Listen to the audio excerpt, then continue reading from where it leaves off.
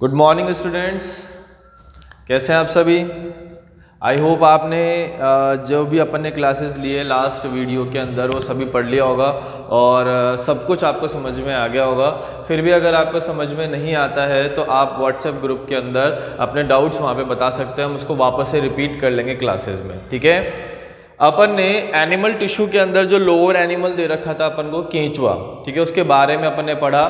केंचुए का क्लासिफिकेशन क्या है, उसकी मॉर्फोलॉजी क्या है, उसकी अनाटमी क्या है। अनाटमी के अंदर अपन ने पाचन तंत्र के बारे में डिस्कशन किया, उसके श्वसन तंत्र के बारे, श्वसन कैसे होता है उसके बारे में अपन ने डिस्कस किया, ठीक है। उसके बाद अपन ने परिसंचरण तंत्र देखा, उत्सर्जन तंत्र देखा, ठीक है, और उसके बाद जनन तंत्र देखा, ठीक है। तो ये सारे टॉपिक्स अपने क्लियर हो चुके हैं, ठीक है। आज की क्लास के अंदर केंचुए का जो है लास्ट टॉपिक बच रहा है जिसका नाम है नर्वस सिस्टम यानी तंत्रिका तंत्र, ठीक है, कि कैसा इनके अंदर तंत्रिका तंत्र होता है। तो केंचुए के अंदर जो है सुविकसित तंत्रिका तंत्र पाया जाता है, वही आज अपन पढ़ेंगे कि क्या क्या उसके अंदर होता है, ठीक है।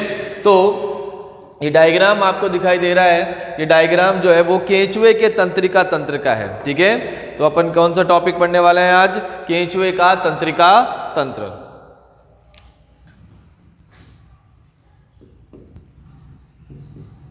केंचुए का तंत्रिका तंत्र, ठीक है। तो केंचुआ जो होता है इसमें दो प्रकार के तंत्रिका तंत्र देखने को मिलते हैं। एक अपन को देखने को मिलता है केंद्रीय तंत्रिका तंत्र जिसको अपन क्या बोलते हैं, सेंट्रल नर्वस सिस्टम, और दूसरा होता है पेरिफेरल नर्वस सिस्टम यानी परिधीय तंत्रिका तंत्र। तो दो प्रकार के तंत्रिका तंत्र होंगे इसके अंदर। सबसे पहला वाला कौन सा है,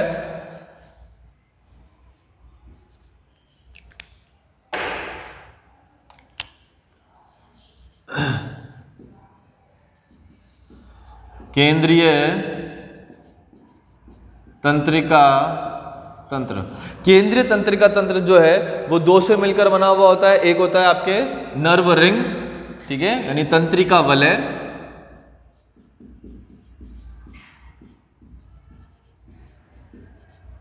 ठीक है, जिसको अपन बोलते हैं नर्व रिंग, और जो दूसरा है वो है तंत्रिका रज्जु,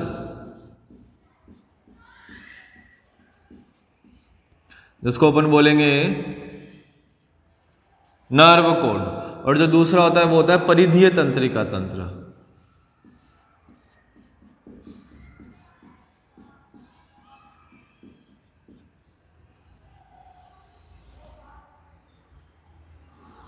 ठीक है।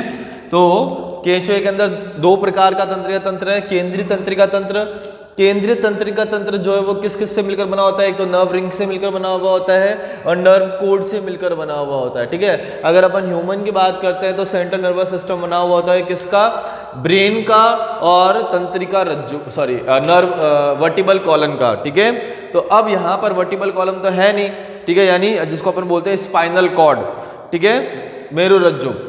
यहाँ पर क्या पाई जाती है, मेरुरज्जु के स्थान पर तंत्रिका रज्जु पाई जाती है, और वहां पर ब्रेन के स्थान पर पाया जाता है नर्व रिंग, ठीक है। तो अपन यहाँ पर पढ़ते हैं, ये तंत्रिका तंत्र है। यहाँ पर दूसरा, तीसरा, चौथा, पांचवा और छठा खंड मैंने बनाया हुआ है, ठीक है। तो अपन बात करते हैं सबसे पहले तंत्रिका वलय की, ठीक है। पहले किसकी बात कर रहे हैं अपन, तंत्रिका वलय की। तंत्रिका वलय, ठीक है, नर्व रिंग, ओके। तो आप देखो यहां पर आपको एक रिंग दिखाई दे रही है, ये वाली, तो ये क्या है, ये रिंग है। ये किसके चारों तरफ स्थित होती है, कि ये जो ग्रसनी है, मान लो ये क्या है, ग्रसनी है, ठीक है। इस ग्रसनी के चारों तरफ ये क्या पाई जाती है, एक रिंग पाई जाती है, ठीक है। तो इस रिंग को ही अपन क्या बोलते हैं, तंत्रिका वलय कहते हैं। तो रिंग कौन से खंड में पाई जाएगी, रिंग पाई जाएगी तीसरे खंड में। किसके चारों तरफ स्थित होगी, ग्रसनी के चारों तरफ स्थित होगी। किसके चारों तरफ, ग्रसनी के चारों तरफ, ठीक है। तो अपन लिख सकते हैं कि ग्रसनी के चारों तरफ स्थित होती है। यह तीसरे, चौथे खंड में ग्रसनी के चारों ओर स्थित होती है। ठीक है, तो ये ग्रसनी के चारों तरफ स्थित होगी, तीसरे और चौथे खंड के अंदर स्थित होगी। ठीक है, तो ये ग्रसनी कौन से खंड में मिलता है आपको? तीसरे और चौथे खंड में देखने को मिलेगी। क्लियर। उसके बाद अपन देखें कि तंत्रिका वलय से कौन कौन सी संरचनाएं निकलती है। तो आप देखो सबसे ऊपर वाली संरचना, यहां पर आपको ये जो है टफ्ट जैसी संरचना दिखाई दे रही है, तुम्बिका जैसी संरचना दिखाई दे रही है। इस तुम्बिका जैसी संरचना को अपन बोलते हैं सुप्राफेरेंगियल गैंग्लियन, यानी अधिग्रसनी गुच्छिका। क्या बोलेंगे? अधिग्रसनी गुच्छिका। तो यहां पर एक जोड़ी इस तंत्रिका वलय से क्या क्या निकलता है? एक जोड़ी क्या होती है? सुप्राफेरेंगियल गैंग्लियन जुड़ी होती है, यानी अधिग्रसनी गुच्छिका जुड़ी होती है। ठीक है, फिर उसके बाद देखिए आप इस अधिग्रसनी गुच्छिका से क्या कनेक्ट है? सर्कमफेरेंगियल कनेक्टिव, यानी परिग्रसनी संयोजी कनेक्टिव। ठीक है, तो यहां से इस एक अधिग्रसनी गुच्छिका से एक परिग्रसनी संयोजी और दूसरी से दूसरी परिग्रसनी संयोजी, तो यहां पर एक जोड़ी क्या पाई जाएगी? परिग्रसनी संयोजी। ठीक है, तो ये भी कितना होगा? 1 पेयर। ठीक है, और ये भी कितनी होगी? 1 पेयर। क्लियर। अब ये दोनों परिग्रसनी संयोजी कहां पर आके जुड़ जाती है? नीचे की तरफ चौथे खंड में। ठीक है, जिसका नाम क्या है? सबफेरेंगियल गैंग्लियन, यानी अधोग्रसनी गुच्छिका। और ये भी कितनी जोड़ी है? एक जोड़ी। ठीक है, तो अपन ये कह सकते हैं कि इस नर्व रिंग से, नर्व रिंग जो कहां पे पाई जाएगी? ग्रसनी के चारों तरफ तीसरे और चौथे खंड के अंदर स्थित होती है, उससे एक जोड़ी सुप्राफेरेंगियल गैंग्लियोल जुड़ा होता है, एक जोड़ी सर्कमफेरेंगियल कनेक्टिव जुड़ा होता है, तथा एक जोड़ी क्या जुड़ा हुआ होता है? अधोग्रसनी गुच्छिका जुड़ी होती है। ठीक है, तो अपन लिख सकते हैं कि तंत्रिका वलय से, तंत्रिका वलय से एक जोड़ी। ठीक है, अब इसको शॉर्ट फॉर्म के अंदर लिख रहा हूं मैं, इसको अपन बोलते हैं SPG। ठीक है, इसको बोलते हैं CPC। ठीक है, और इसको बोलते हैं SPG। ठीक है, वहां पे मैंने स्लैश नहीं लगाया, यहां पे मैंने स्लैश लगा दिया है क्योंकि दोनों का जो है कॉमन नेम है, इसलिए ना शॉर्ट में। तो तंत्रिका वलय से एक जोड़ी क्या निकलेगी? SPG, जिसको अपन बोलते हैं सुप्राफेरेंगियल गैंग्लियन, यानी अधिग्रसनी गुच्छिका। ठीक है, एक जोड़ी क्या निकलेगी? CPC, यानी सर्कमफेरेंगियल कनेक्टिव, यानी परिग्रसनी संयोजी। ठीक है, तथा एक जोड़ी क्या जुड़ी हुई होगी? सबफेरेंगियल गैंग्लियन, यानी अधोग्रसनी गुच्छिका, यानी इसको अपन बोलते हैं SPG।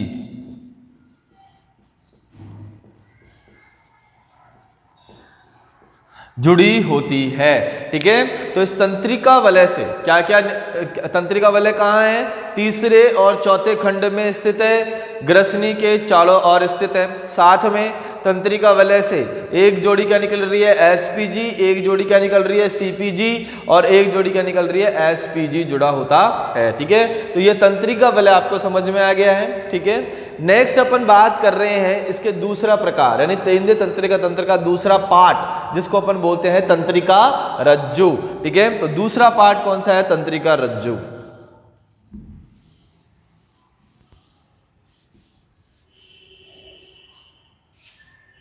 ठीक है, तो दूसरा पार्ट है इसका तंत्रिका रज्जु, यानी नर्व कोड। तो यहां देखिए आप SPG की बात कर रहे हैं अपन। ठीक है, SPG, इस SPG से यानी सब फेरेंगियल गैंग्लियन, यानी अधोग्रसनी गुच्छिका से एक तंत्रिका रज्जु जुड़ा होता है, जो संपूर्ण लंबाई तक जाता है। और ये कहाँ स्थित होता है? अधर सतह पर स्थित होता है, यानी उसकी वेंट्रल साइड पर स्थित होता है। ठीक है, तो ये तंत्रिका रज्जु कहाँ से निकलता है? SPG से निकलता है। कहाँ से? SPG, जिसको अपन बोलते हैं सब फेरेंगियल गैंग्लियन, यानी अधोग्रसनी गुच्छिका। तो इस अधोग्रसनी गुच्छिका से क्या जुड़ा होता है? तंत्रिका रज्जु जुड़ा होता है, और ये संपूर्ण लंबाई तक फैला रहता है। ठीक है, तो अपन लिख सकते हैं तंत्रिका रज्जु एसपीजी से यानी अधोग्रसनी गुच्छिका से निकलती है तथा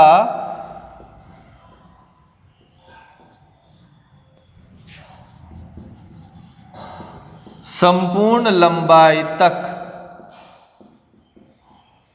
फैली होती है फैली होती है। ठीक है, तो आपको दिखाई दे रहा है एसपीजी से क्या निकल रही है, एक तंत्रिका रज्जु निकल रही है और ये तंत्रिका रज्जु जो है संपूर्ण लंबाई तक फैली होगी, यानी ये कहां तक जाएगी, अंतिम खंड तक जाएगी। ठीक है, उसके बाद अपन बात करें, अब देखो तंत्रिका रज्जु प्रत्येक खंड में के अंदर क्या उपस्थित होगा, एक गुच्छिका उपस्थित होगी, यानी तंत्रिका रज्जु से तंत्रिका रज्जु में प्रत्येक खंड से क्या जुड़ी हुई होती है, एक गुच्छिका जुड़ी होती है। क्या जुड़ी हुई होती है, एक गुच्छिका जुड़ी होती है। तो प्रत्येक खंड के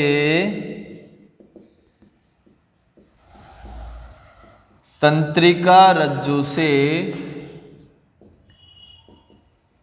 एक गुच्छिका जुड़ी होती है। ठीक है बच्चों, तो तंत्रिका रज्जु कहां से निकलेगी, एसपीजी से निकलेगी। ठीक है, और संपूर्ण लंबाई तक फैली होगी। क्लियर, और इसके प्रत्येक खंड से क्या निकलती है, एक गुच्छिका जुड़ी हुई होती है। It's that clear. तो ये आपका हो चुका है केंद्रीय तंत्रिका तंत्र, जिसके अंदर अपन ने दो पार्ट पढ़े हैं, एक तो नर्व रिंग यानी तंत्रिका वलय और एक तंत्रिका रज्जु यानी नर्व कोड। ठीक है, तंत्रिका वलय कहां पर स्थित होगा, तीसरे चौथे खंड में स्थित होगा, ग्रसनी के चारों ओर। और इससे क्या क्या जुड़ा होगा, एक जोड़ी अधिग्रसनी गुच्छिका, एक जोड़ी सरकम फेरेंगियल कनेक्टिव यानी परिग्रसनी संयोजी और एक जोड़ी सब फेरेंगियल गैंग्लियन यानी अधोग्रसनी गुच्छिका। ठीक है, और इसी अधोग्रसनी गुच्छिका से एक तंत्रिका रज्जु निकला हुआ होगा जो केंचुए की संपूर्ण लंबाई तक फैला होता है। ठीक है, और प्रत्येक खंड की तंत्रिका रज्जु से एक क्या जुड़ा हुआ होता है, गुच्छिका जुड़ी हुई होती है। ठीक है, तो ये कंप्लीट मिला के अपन इसको बोलते हैं केंद्रीय तंत्रिका तंत्र। क्लियर। अब अपन बात करते हैं परिधीय तंत्रिका तंत्र की। तो दूसरा है अपना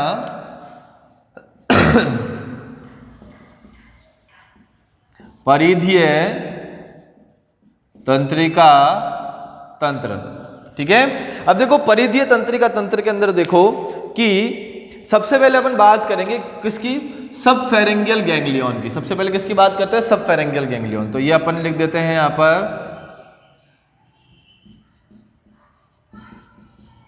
अधिग्रसनी गुच्छिका। ठीक है, जो नर्व रिंग के अंदर पाई जाएगी। ठीक है, अधिग्रसनी गुच्छिका। इस अधिग्रसनी गुच्छिका से 8 जोड़ी क्या निकलती है, तंत्रिकाएं निकलती है। कहां निकलती है, क्या निकलती है, 8 जोड़ी तंत्रिकाएं निकलती है। कहां से, अधिग्रसनी गुच्छिका से। देखो 1 2 3 4 5 6 7 8 9 10 11 12 13 14 15 और 16। ठीक है, तो इस अधिग्रसनी गुच्छिका से क्या निकलेगी, 8 जोड़ी तंत्रिकाएं निकलती है। तो अधिग्रसनी गुच्छिका से 8 जोड़ी तंत्रिकाएं निकलती है। क्या निकलेगी, 8 जोड़ी तंत्रिकाएं निकलेगी। ठीक है, सेकंड अपन बात करते हैं परिग्रसनी संयोजी से। परिग्रसनी संयोजी, तो देखिए आप परिग्रसनी संयोजी में 1 2 3 और 4 कितने जोड़ी तंत्रिकाएं निकलती है, 2 जोड़ी तंत्रिकाएं निकलती है। 2 जोड़ी तंत्रिकाएं निकलती है। ठीक है, फिर अपन बात करें अधोग्रसनी गुच्छिका की। तो तीसरा है अधोग्रसनी गुच्छिका। तो आप देखो अधोग्रसनी गुच्छिका से 1 2 3 4 5 6 यानी 3 जोड़ी तंत्रिकाएं निकलती है। 3 जोड़ी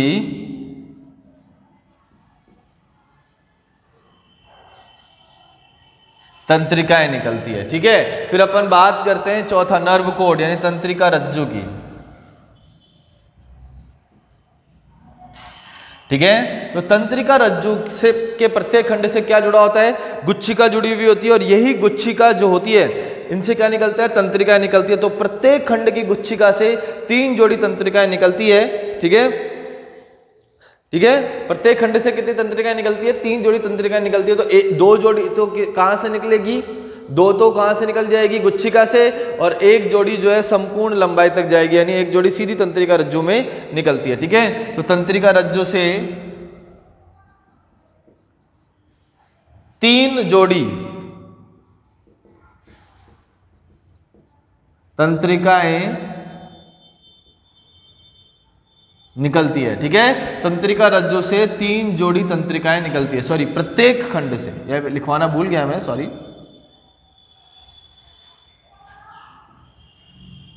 प्रत्येक खंड से 3 जोड़ी।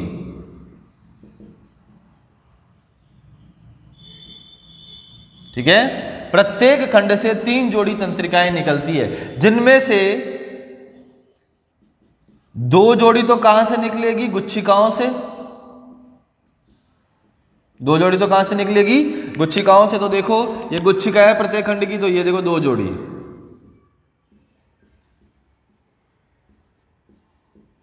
ठीक है, तो गुच्छिका से क्या निकल रही है? 2 जोड़ी तंत्रिकाएं निकल रही है। ठीक है, और 1 जोड़ी सीधे तंत्रिका रज्जु से निकलती है ना,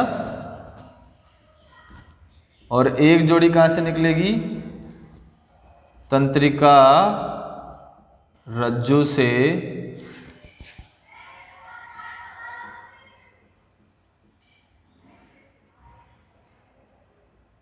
सीधे निकलती है।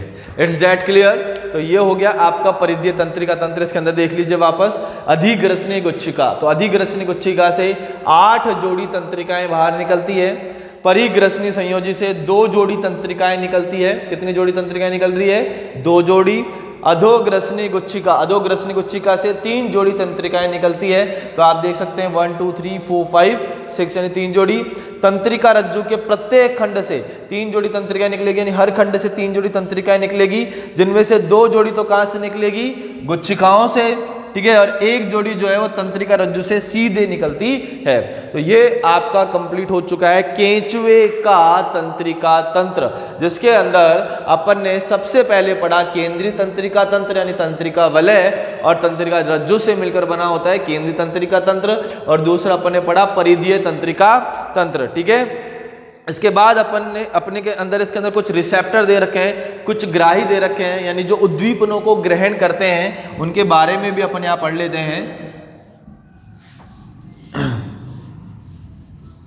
तो देखिए यहां पे अपन पढ़ने वाले ग्राही।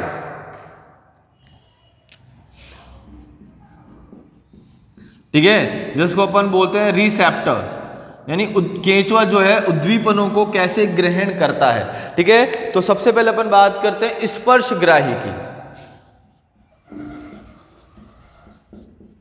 स्पर्शग्राही कि स्पर्श को ये मतलब स्पर्शग्राही कहां पर उपस्थित होते हैं, यानी स्पर्श का जो उद्दीपन होता है उसको कहां से ग्रहण किया जाता है। तो केंचुए की जो एपिडर्मिस है वहां पर क्या उपस्थित होते हैं? स्पर्शग्राही उपस्थित होते हैं, यानी थिग्मोरिसेप्टर उपस्थित होते हैं। तो एपिडर्मिस से ही वो क्या करता है? स्पर्श को क्या करता है? स्पर्श वाले उद्दीपन को ग्रहण करता है, उसको पता चलता है कि किसी ने स्पर्श किया है। ठीक है, तो ये कहां पर उपस्थित होते हैं? एपिडर्मिस में। तो स्पर्शग्राही कहां उपस्थित होंगे? एपिडर्मिस में उपस्थित होंगे। दूसरा अपन बात करते हैं मुखग्राही।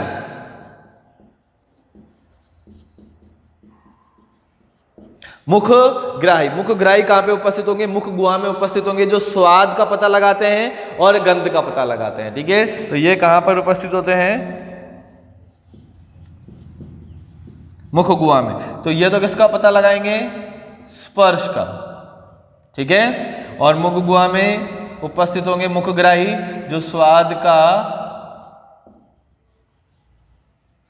और गंध का पता लगाते हैं, ठीक है। तो मुखग्राही में कौन कौन होंगे? स्वादग्राही और गंधग्राही, ठीक है। कहां पर? मुख गुहा में उपस्थित होंगे, ठीक है। तो स्पर्श का पता लगता है एपिडर्मिस से, और स्वाद का और गंध का कहां से पता चलेगा? मुख गुहा से पता चलेगा। एक होता है प्रकाशग्राही, फोटो रिसेप्टर बोलते हैं इसको, कि एक तरीके से आप बोल सकते हो कि केंचुए में, वैसे तो केंचुए के अंदर आंखें नहीं पाई जाती है, लेकिन प्रकाश के द्वारा वो पता लगा लेता है, ठीक है। तो आप इसको बोल सकते हो छोटी आंखें बोल सकते हो, ठीक है। और ये उपस्थित होता है आपके प्रोस्टोमियम के अंदर, ठीक है। कहां पर उपस्थित होगा? प्रोस्टोमियम। क्लियर? तो ये तीन ग्राही यानी तीन रिसेप्टर्स यहाँ पर हैं। सबसे पहला कौन सा? स्पर्शग्राही है, जो स्पर्श का पता लगाता है। कहाँ उपस्थित होगा? एपिडर्मिस में, ठीक है। एक होता है मुखग्राही जो स्वाद का और गंध का पता लगाएगा। कहाँ पर उपस्थित होता है? मुख गुहा के अंदर, ठीक है। एक होता है प्रकाशग्राही, प्रकाशग्राही जो है वो कहाँ पे उपस्थित होंगे? प्रोटोस्टोमियम के अंदर, ठीक है। तो इस तरीके से जो है आपका ये तंत्रिका तंत्र कंप्लीट होता है, ठीक है। तो ये तंत्रिका तंत्र क्या करते हैं? इम्पल्स यानी उद्दीपनों को ग्रहण करते हैं और सूचनाओं को कहाँ पहुंचाते हैं? आपके गुच्छिका यानी अधोग्रसनी गुच्छिका के अंदर पहुंचाते हैं, जिससे पता चलता है कि केंचुए में क्या एक्शन हो रहे हैं।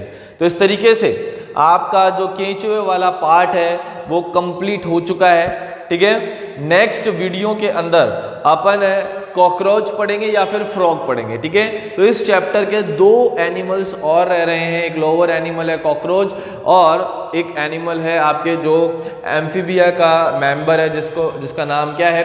फ्रॉग, ठीक है। जो दो मेंबर रह रहे हैं जो अपन नेक्स्ट वीडियो के अंदर स्टार्ट करते हैं, ठीक है। इस चैप्टर के अंदर अगर आपको कोई प्रॉब्लम है तो आप मुझसे डिस्कस कर सकते हैं, ठीक है। बाकी आप घर पे पढ़ते रहिए, बहुत अच्छे से पढ़िए, ठीक है। थ्योरी भी पढ़िए और इसके साथ साथ आप क्वेश्चन भी सॉल्व करते लीजिए, ठीक है। जैसे ही अपना ये पार्ट कंप्लीट होता है उसके बाद अपन जो है वो क्वेश्चन सॉल्व भी स्टार्ट कर देंगे, ठीक है। Thank you so much.